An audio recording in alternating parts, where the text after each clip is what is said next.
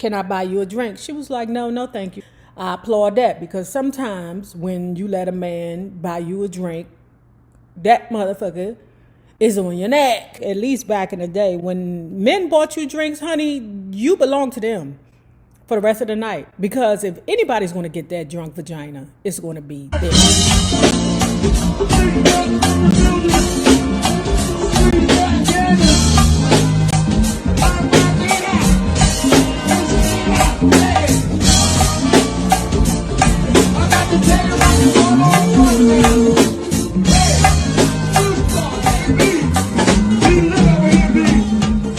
Left Atlanta and went west, changed his moniker to Mr. Malik, and started recording music with Suge Knight's Death Row label. Name change or not, what he did really was illegal, since Malik was still under contract with Rowdy Records.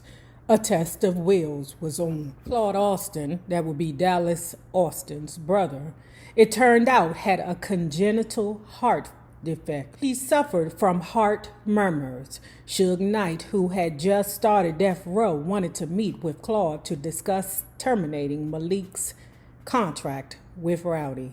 The dispute grew volatile, so Claude reluctantly agreed to meet on Suge's own turf. No one knows the details, but Claude died of heart failure during his stay in Los Angeles. I wonder if he did the move that he did with Vanilla Ice, because they mentioned the Vanilla Ice situation also, where something happened. I don't know. Get the book if y'all want to know. But Suge hung Vanilla Ice over the balcony, you know, like Red in the movie The Five Heartbeats, and he got his way with Vanilla Ice. They also mentioned the situation with Eazy-E, where Eazy-E was beaten horrifically by them Suge Knight people. Okay, I'm like, what? I don't understand that. How do things like that happen? Don't nobody have no hammers around there? Ain't nobody got the blickers? You ain't got a crew that got blickers? I mean, everybody got crews that got blickers. I mean, I'm old as shit, but I could still call around there to 640. Bring. Hi, 640. This is Nay. Hi, I need you to put one of the kings, blink, if you know what I'm saying, of 640 on the phone. Yeah, Mr. 640, or one of. I need you to take care of some business for me, because this ninja is threatening my life. Done. Click, and all problems resolved. So it's crazy to me how you can let one person be that intimidated. It's like, it makes me feel like nobody was a gangster but the gangster. And that would be Suge Knight. I don't know how y'all let that happen. Wondering if Dallas Austin's brother, Claude Austin, had a heart attack due to Suge Knight's intimidation. I spend my days at the Rim Shop and my nights at Platinum House. In addition to work and security, I sometimes DJ'd on slow nights. One night I was checking identifications when this young lady caught my eye. I was so busy staring at her that I forgot to even check her ID.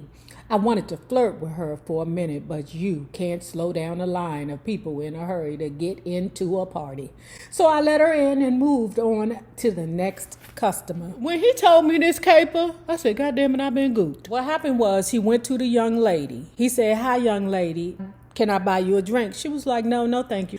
I applaud that, because sometimes when you let a man buy you a drink, that motherfucker is on your neck. At least back in the day, when men bought you drinks, honey, you belong to them for the rest of the night. Because if anybody's going to get that drunk vagina, it's going to be them. The young lady said no, okay, and went on about her business. He felt dejected.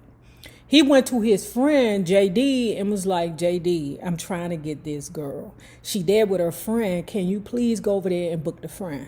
The friend was more open. JD went over there, booked the friend, and it turned into a double date. Ladies, I swear, if this ain't happened to me over there at the barn side, back in the DMV after the go-go, I don't know what the hell happened. They went out on a double date, a nice Italian restaurant, and And JD wasn't all that invested in her friend. Mark was very much invested into the young lady. Her name was Deirdre. Okay, so the girl, Deirdre, is there with Mark, and JD with Deirdre's friend. All of a sudden, it's time to pay. JD hit the girl with, I ain't got enough money to pay for all this. So when it's time for pay at this fancy restaurant, they done already planned out the caper. The waitress there, it's time to pay, motherfuckers. And JD like, I ain't got no money. I can't afford this. Here come Captain Save-A-Ho Mark. You can't afford it, brother? No worries. I got your back. He was hoping that the young lady Deirdre would be impressed. And she was. She was very much so impressed. His plan worked. That had been his boo from that point on. And she's going to prove herself later on down the line in the book, because I really must commend her. In my younger days, I loved myself a street dude. Loved him. But I wasn't willing to make the sacrifices it took to be with a street dude. Deidre did. So I applaud all you young ladies who will take a charge for a nigga. Not that Deidre did, because Mark Curry is showing himself to be a really, really good guy. Child, Lulu girlfriend just left. Look at him. Child. They was around this joint wrecking. In addition to owning half of Platinum House, V had also gotten into the music business. One of the first things he did after returning to Atlanta from Minnesota was to buy a home off Blake Mills Road in Decatur. He remodeled the place from top to bottom and built a state-of-the-art recording studio in the basement. Platinum House had begun having financial problems after Big Jake died, and Chris and V concluded that the club was no longer viable.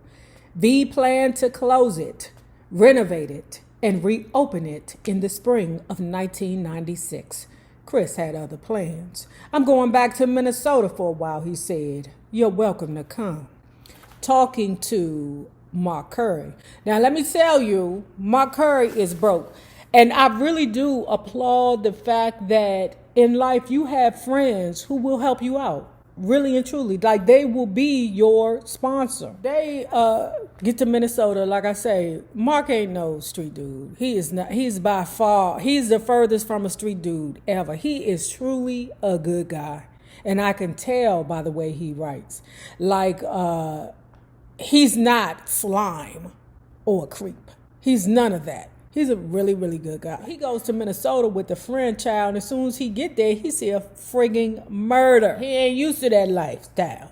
He like, wait a minute, this is a little too aggressive. And I'm too far away from home. And he nervous. Thankfully, Chris had a lot of friends who were as serious as I was about making it big time in music. One of them was a guy known as D. Wayne. He spent most of his time shuttling between Minneapolis and Los Angeles. We went to his house to check out his setup one day. He was working on a song but was having difficulty getting his rhyme together. I made a few suggestions, not only about rhymes, but about beats and loops as well. The result knocked the dude's socks off. Damn, Mark, D. Wayne said. Give me a week. I'll get that beat machine for you. You got a major talent. So because he wants to be a part of the music business, he believes that having that beat machine is something that would be an attribute to his career, which it is, because I'm sure that's what producers use in order to make great music. Especially that Kanye West. Remember when Kanye was super vicious? I told Chris that I was returning to Atlanta because the gang scene was just way too intense for me. D. Wayne left for Los Angeles on the same day that I left for home. Sure enough, he called me 1 week later and told me to go to a local Western Union office to pick up the money for the beat machine. So one day, bring. It was the dude, D. Wayne. I assumed that he was calling to make sure that I received the money and had purchased the machine. But that was only one reason for his call. He was mainly calling to invite me to Los Angeles, where he had just obtained access to a state-of-the-art recording studio. Damn, man, I'd love to come out there, but I'm flat broke, I said. Don't worry about that, D-Wade replied. I'll send you a ticket. Them sponsors, baby, them sponsors. All I can say is when you get it, you pay them back. Damn, man, I'd love to come out there, but I'm flat broke, I said. Don't worry about that, D. Wayne replied. I'll send you a ticket. I had been working with Zach White, my producer, for the better part of the year and was reluctant to go anywhere without him. I explained my reticence to D. Wade. No problem, Mark, he said. You need to be in this studio if you want to make it, man. I'm starting my own record label. It's called Checkmate. I want you to be my first artist. Now, they had a situation that happened when they flew Delta. I ain't surprised because that's the bullshit that Delta do, but they got through the situation. If you want to know, you buy the fucking book. But they got off the plane and it all fared well. The state-of-the-art studio was opened in 1993 by a guy known as KG. KG used to fly into Atlanta a lot to make purchases at the rim shop and just to hang out. He was always looking for new talent. KG's studio was in the heart of Hollywood. In fact, it was in the same building as the studio owned by Livio Harris. Harris, the producer, who was riding high on a hit record by Adina Howard called Freak Like Me. You would think that only wealthy businessmen or major recording artists could afford the rent there. Although KG's studio was 3 years old, no one had ever recorded there or even used the equipment. It was in pristine condition because before anyone could use it, KG was arrested, convicted, and sent off to serve several years in prison. He had left D. Wayne in charge of it. Zach and I slept at D. Wayne's house the first night. The next morning, we all grabbed a bite to eat and then headed for the studio to unload the equipment. Zach and I were like kids in a candy store as we walked around the studio touching everything. The microphones, the control boards, everything had the feel of magic. This is it, Mark, Zach said as we stood in the main control room. This is our make it or break it moment. Zach and I ate, slept, and worked around the clock in the studio for the next year.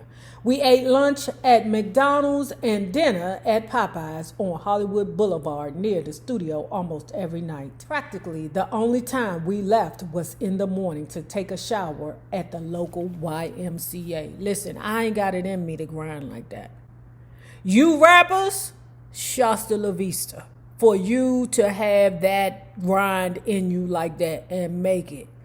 But for those of you who don't make it, but you put that work in, you have my condolences. One day we were sitting in the office listening to a song that we had just finished, putting the finishing touches on when this guy I had met in Atlanta years earlier entered the studio.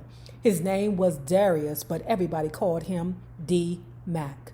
What's up? What's up? What's up? He said as we shook hands and gave each other a hug. What up, brother? I said, long time no see. How did you know we were here? I didn't, D. Mac replied. I was leaving Livio's and something told me to stop by here. When I heard the music, I was blown away. Who's that? That's my producer, Zach. Zach and I were blessed because D. Wayne had supported us for more than a year without complaining. Now I felt like God was blessing us again by having D. Mac walk into the studio just days before we departed.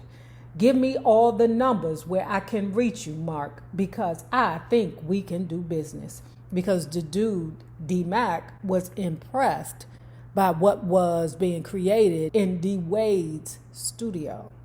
Okay? Give me a copy of that song you were just playing with, he asked. I wish I could, man, but it's not quite ready. I have to go back home and put some finishing touches on it. Then I'll be glad to give it to you. Don't take too long, man, he said, as we shook hands again. Just say that you love